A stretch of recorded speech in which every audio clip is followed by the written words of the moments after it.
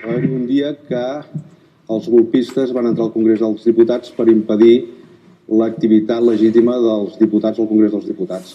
36 anys després és el Tribunal Constitucional via el fiscal que entra al Parlament de Catalunya.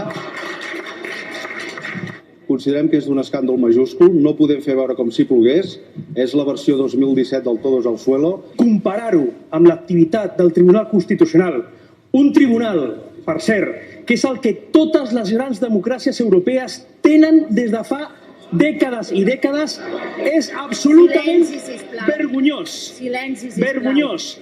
I demostra fins a quin punt ha arribat la degradació ética, moral i democràtica dels que ho estan demanant. Recordarle que la Fiscalía es un órgano